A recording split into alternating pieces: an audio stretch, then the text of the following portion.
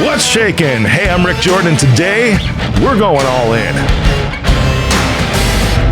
I've got an amazing guest for you today, and I'm going to do a throwback to like one of our first 24 episodes because he came on and crushed it when he talked about working with your spouse. Right. And that was something that I never, ever mastered in my life. It was amazing. It was an amazing episode. I suggest you go back to look at it. But today we're going to talk about what he's doing next. Alex Montros, what's up, brother?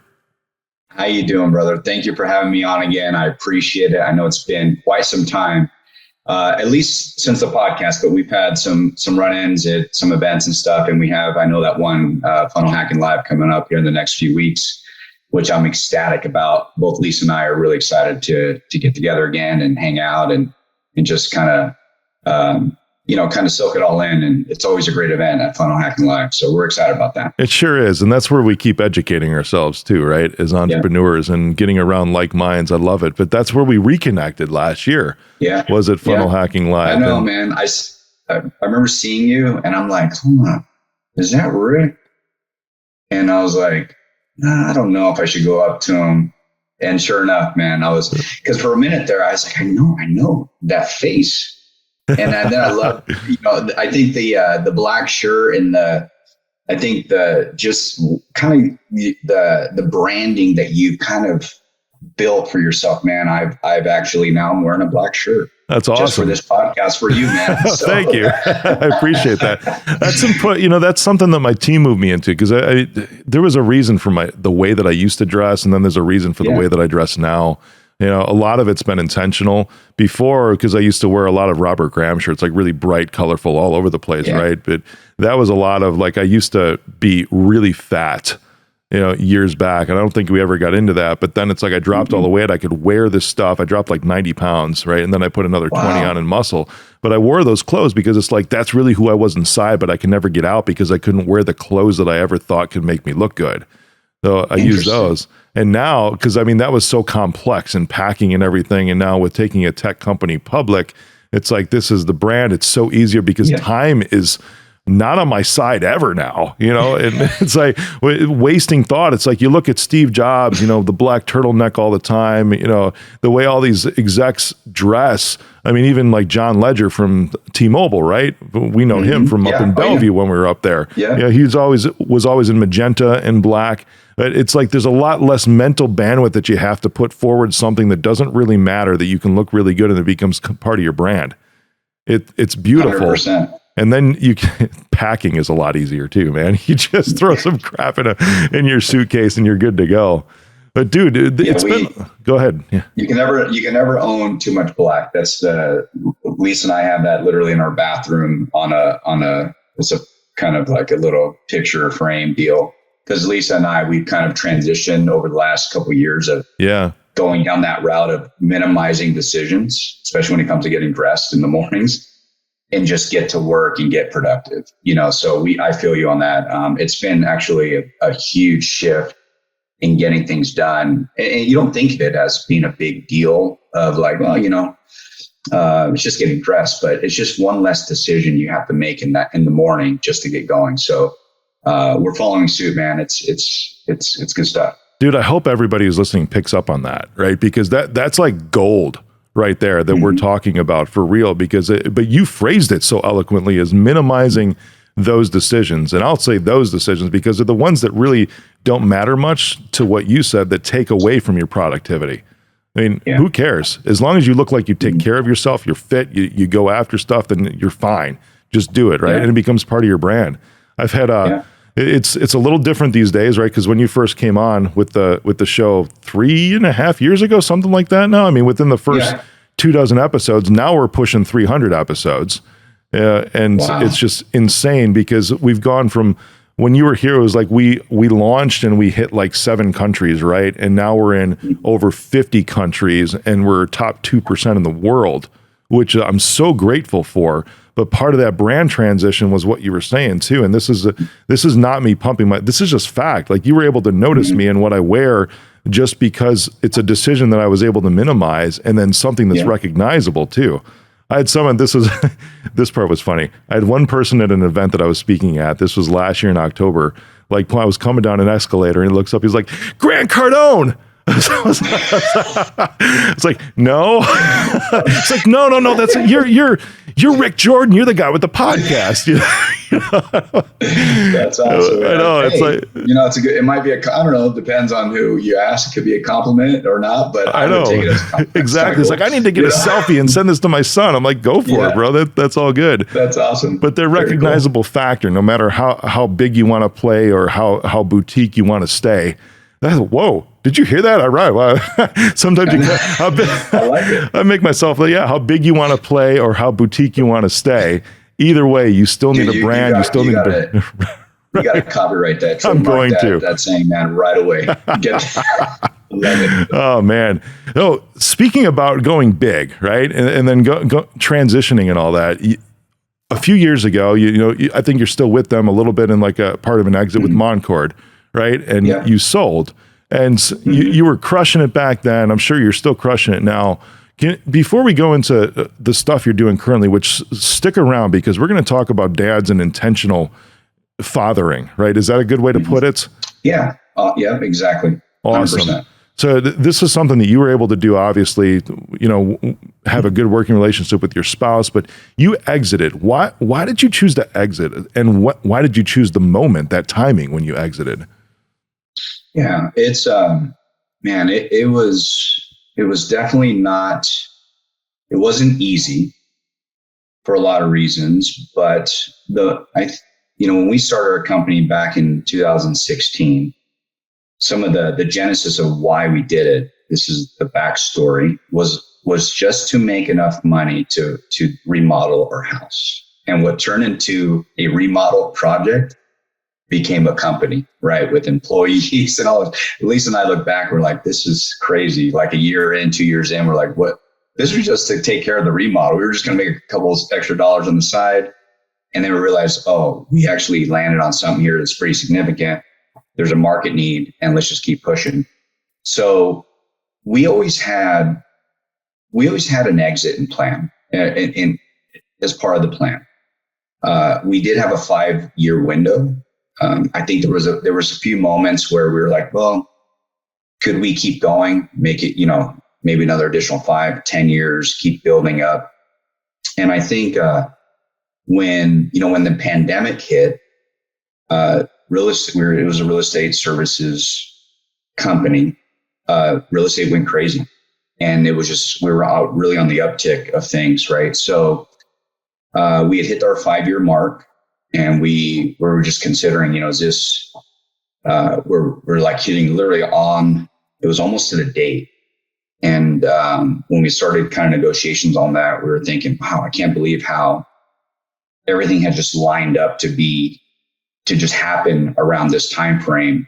And it all kind of fell into place. I think it was the opportunity. It was the player we're happy with, the acquisition and the partnership that, now that we have established with them and kind of, and also catching their vision too for what they wanted to create, that I think at scale, they were already kind of nationwide. We were in like a regional market. So it just made sense to join kind of forces and really kind of expand this bigger business.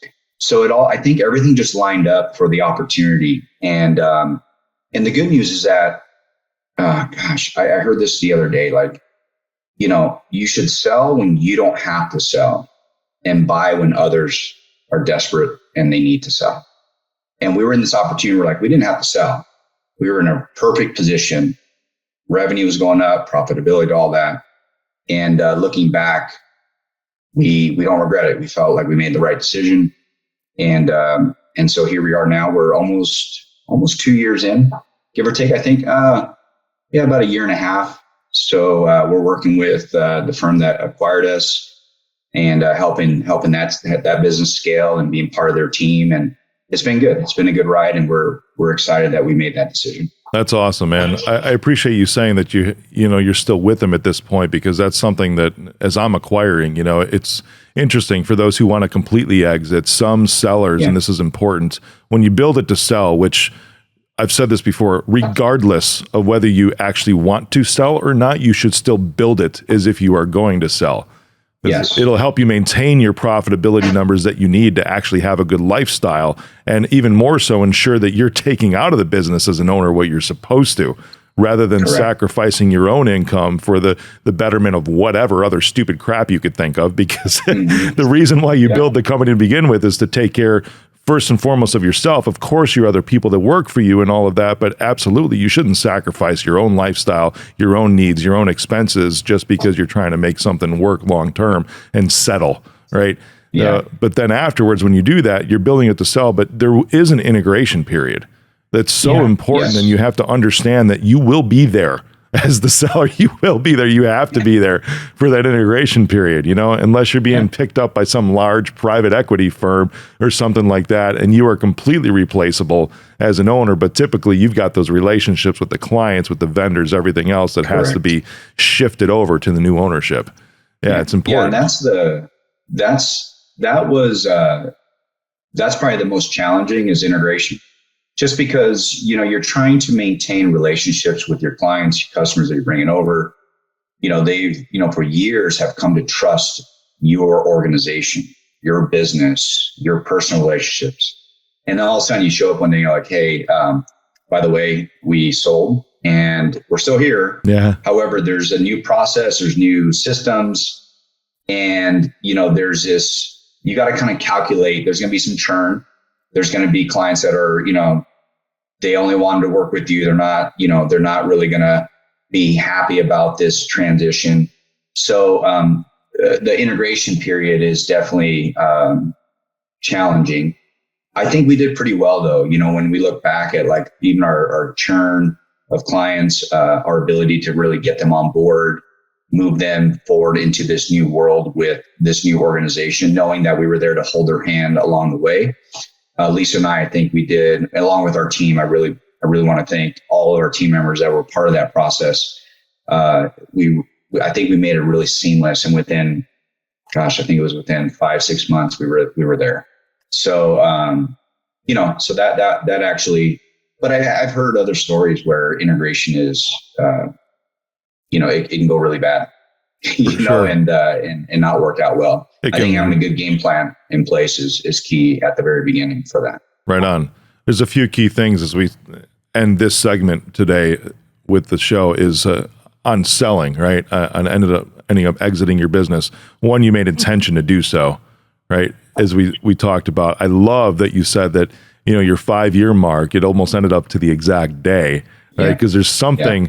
There is just something like some law, some unwritten law that I know of that when you actually like choose a date, it just stays in your head. And regardless of if you're actually consciously keeping that on top of your mind or not, it's still subconsciously pushing you towards that.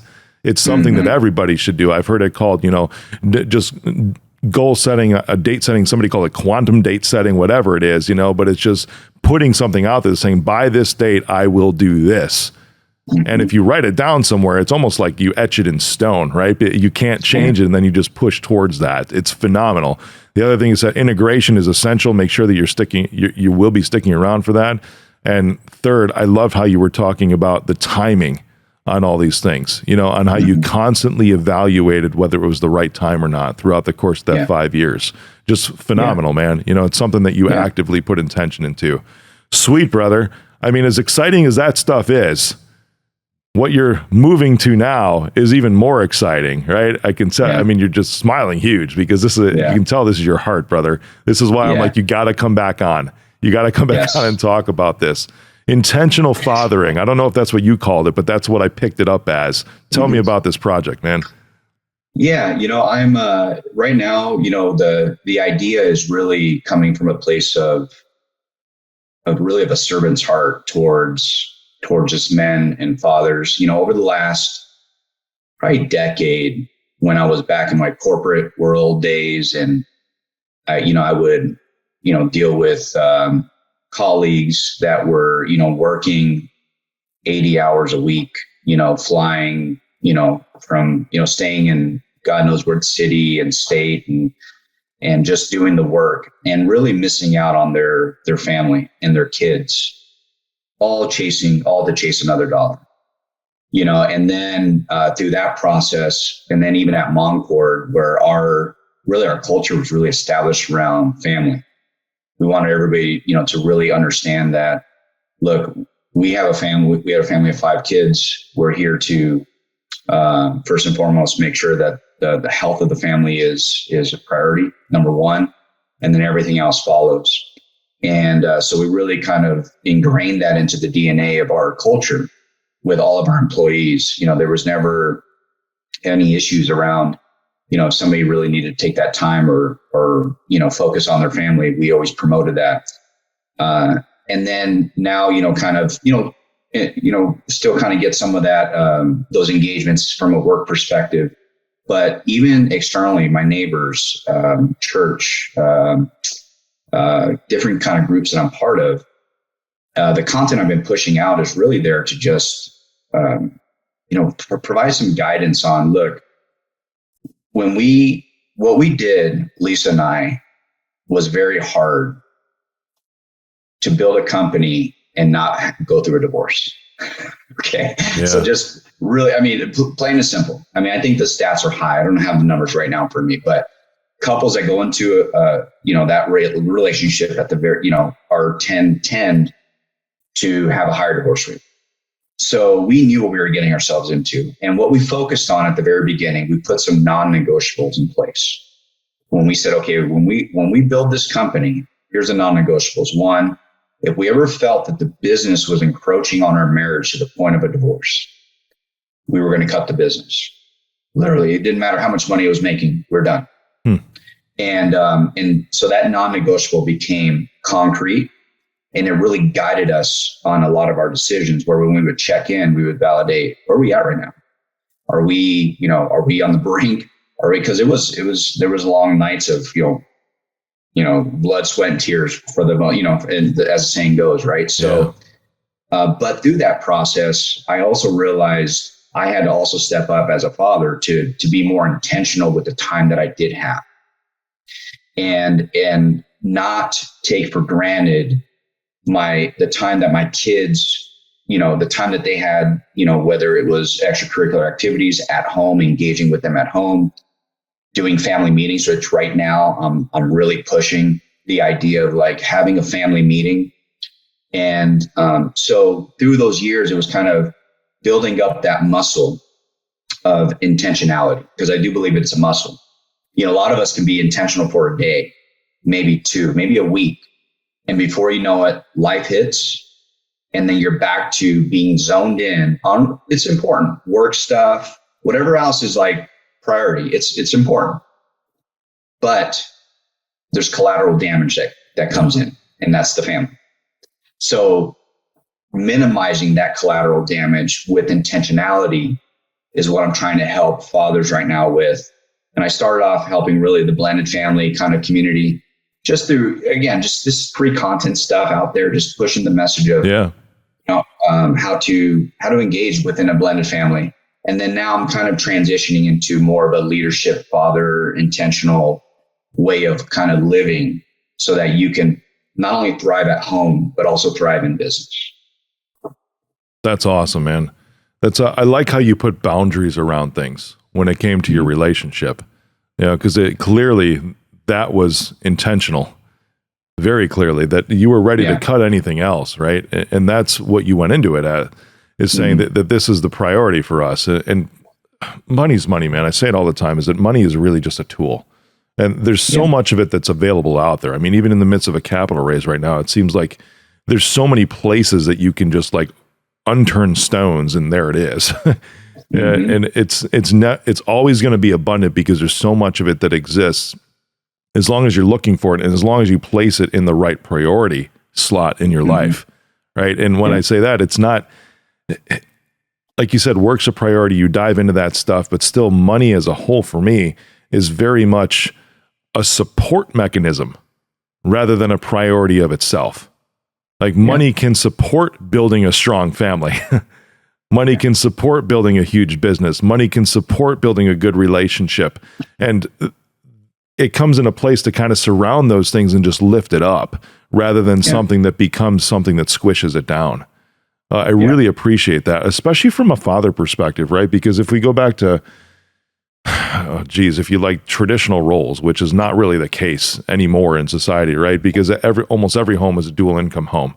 In middle America, even in upper class America, almost every home is a dual income home. When you've got the traditional family structure, and it becomes interesting to see what people go after, and it becomes even more interesting to see what they're willing to sacrifice to go after that one thing that they think is going to fulfill them. How do you shift that mindset, man? Because there's got to be a moment to where, like, you realize, well, all that stuff isn't nearly as worth it as my kids or whatever. For me and for Lisa, it unfortunately it took the pain of going through a divorce. We're both on our second marriage. We'll be married 10 years come next March. And that pain we never wanted to create again for any of our kids, because I went through the pain of walking through that with my kids, with my family, and it was just not good. Yeah. So when we got married again, both of us, married again, but when Lisa and I got married for the first time, we made a commitment, like we didn't want to have to go through that again. And what did that take? Well, it took being intentional now. I got married in my early 20s, kind of went through this process of kind of figuring myself out. And what do you know, I got married at 21. What did I know? I was still a kid, raising kids, trying to be, the best father I could be, but I didn't know myself yet. And so it took a little bit of, it took a lot to kind of really do some self-reflection on the second round. And same thing with Lisa too, because she went through that process as well.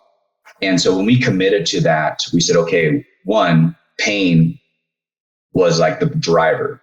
We don't want to create more pain for our kids nor for ourselves. And then two, it's like, well, how do we do that? Well, we got to be intentional. Okay, what does that mean?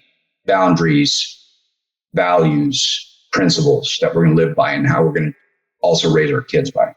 And that foundation started to kind of establish something really strong that now, I feel like all of our kids are thriving. We've been able to really speak into them in a way that they get it. They see us living it by example. We're not just talking about it, but we're actually living it. And that's been a huge, that's something that I want fathers to really understand, is that if you're not living it, your kids will see it. You have to be living it out 100%. Yes, we're imperfect. We're going to make mistakes. It's obvious. However, your actions every day, your kids are watching.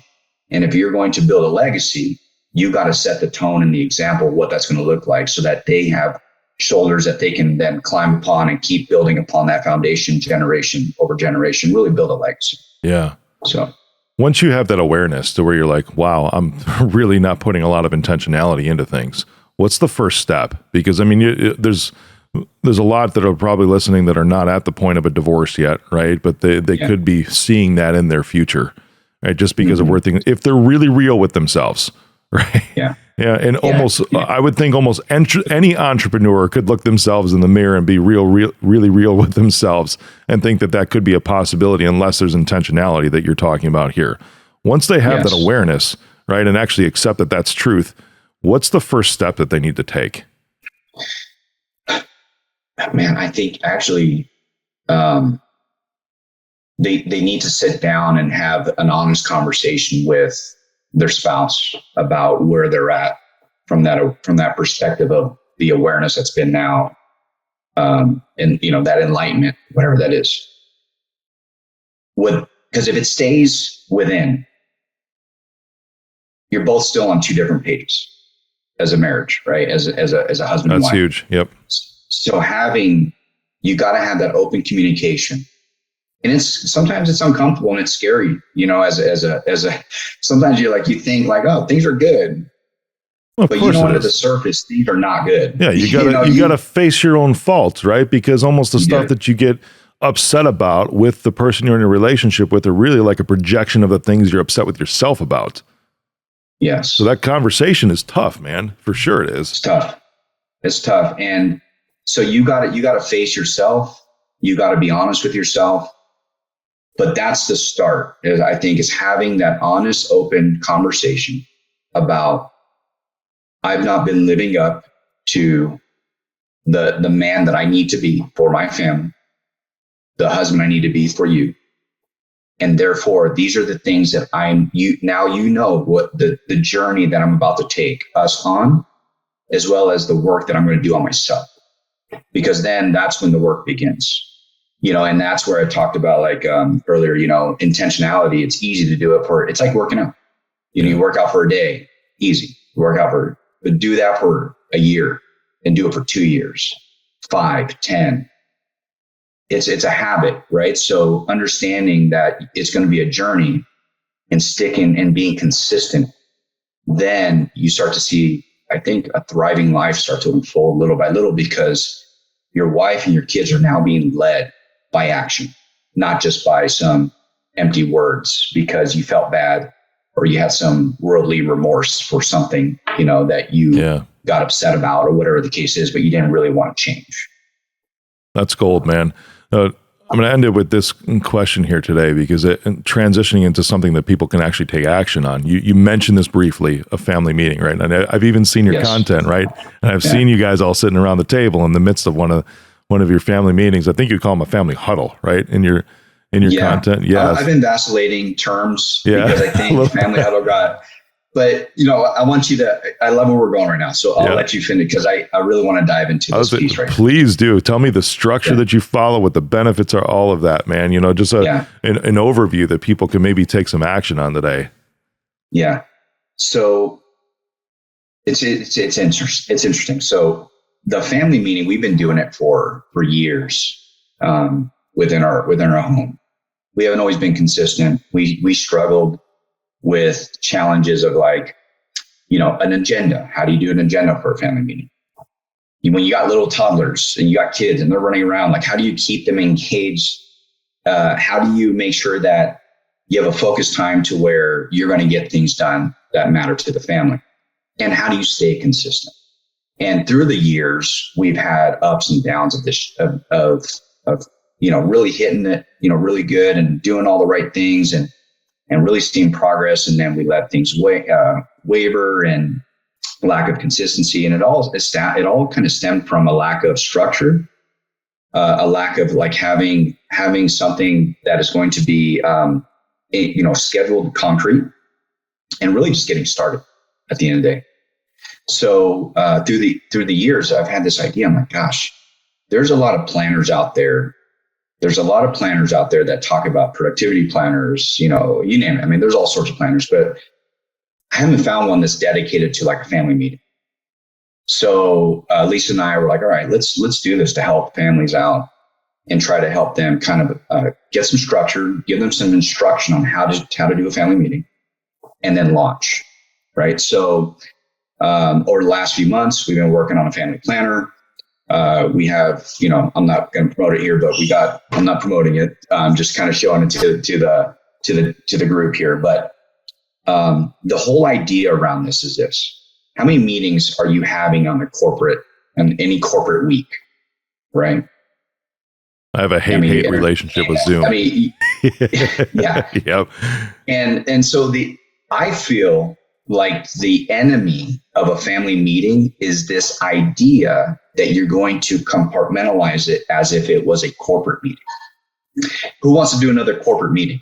Nobody, right? A lot of them are unproductive. A lot of them waste time. They can be done probably in a 3-sentence email, and it's inefficient. A lot of times, not always, but a lot of them are. So the moment the word, that's why I was vacillating between huddle and meeting, was because I didn't want to stick with a word that might give somebody that wrong idea of hey, this is just another meeting. Gosh, I actually had a father come up to me and say, I was doing these 5-day challenges, just free challenges I was doing just to help some dads out, get them going on just doing a family meeting. And the wife said to him, she goes, gosh, this feels like just another corporate meeting. And that dawned on me. I said, oh, good feedback. 1, 2, I realized, okay, this is what the paradigm shift has to change. if you're going to be intentional, how many of us have meetings with our friends, colleagues, whatever? We sit down, we have coffee, it's intentional, we schedule it, and we get a lot of value. There's a lot of discussion, there's a lot of back and forth, and we leave feeling like we helped somebody, we served somebody. Yet when we get home, we walk in the door, we have no intention. We might, obviously we love our family, we love our kids and wives and all that. And then we think of like, okay, we got family matters to talk about. We got schedules, we got chores, we got like trips, we got, hey, core values. Like, what does that even mean to our family? All these things. I mean, you get a million things you could talk about, but yet we neglect it. The one place that you should never neglect the time to gather and talk about what really matters is at home. Yet we do it all day long. We never neglect it when it comes to work, when it comes to friends, colleagues, and so on. So the idea is like from a leadership perspective, how to get fathers to really kind of own it, step up, take action, get your family together, build better communicators. By the way, our kids sit around the table. They've been doing it. Some of our kids, now they're teenagers, but they were doing it when they were young. When we would go around the horn, like I like to call it, around the kind of the table, we say, hey, what's your, give us an update of what's going on. At the age of 3, they were saying, I had a good day today. I played with my friend. Perfect. That's all I need. We don't need it to be extensive. We go around the table. Over the years, the question becomes now more, I think there's a lot more now to discuss, because there's a habit formed of like how to communicate what matters to them, right? And bring to the surface at that time things that we can talk about to help them if they're struggling with an issue, or just even celebrate a win, right? Yeah. And then that sets the tone for the meeting. And then from there, we talk about agenda we have like a top 5 agenda items that we talk about. We take open action items, things that are going to move, the needle over the week, and then we adjourn, and then we're done. It's usually 30 minutes to an hour. And depending on, how many kids are there and so on, we got even college kids that will pop in every now and then through FaceTime with us. I have my daughter, she's in Washington State University. So she'll pop in if she has time, and I know she's busy, but we open it up to her too. So it's not like just because she's not here, she's not part of the meeting, So anyhow, the goal is to be intentional with that time, get engagement with your family, and let them share what's going on, while at the same time kind of discussing things that really matter to the family, so you can move the family forward. That's beautiful, man. And this sounds like it's a course that you're working on right now too, and you're going to launch a planner to everyone. So right now we I know you're not promoting it, so I'm going to promote you, because I think it's brilliant. No, I appreciate that. No, right now we have a prototype of a planner that we're pretty much giving away. And our goal is to really just get feedback on how does it work? What do you think we need to change that would make your time more intentional when you do have your family meeting? Yeah. So right now we're in this prototype type of phase of just understanding. It's not, this is like a passion project for us right now, just to understand what are the real challenges for families having a committed time together, and then getting that feedback loop in. And then over time, we'll figure out if there'll be a course or not. Right now, what I've learned is I'm just taking one step at a time. And right now everything's just been, pretty much a passion project just to help dads. I've been giving these away to a bunch of fathers. Here, use it. Let me know what you think. And I just want to get the feedback, so then I can better serve them later on down the road. That's awesome, man. Where can anybody get in on this? Or are you accepting applications to be in the beta? Yeah. Yeah. I would say just follow me on Instagram at Dad's Step Up is my username. You can find me at Alex Montros, but at Dad's Step Up, and just DM me.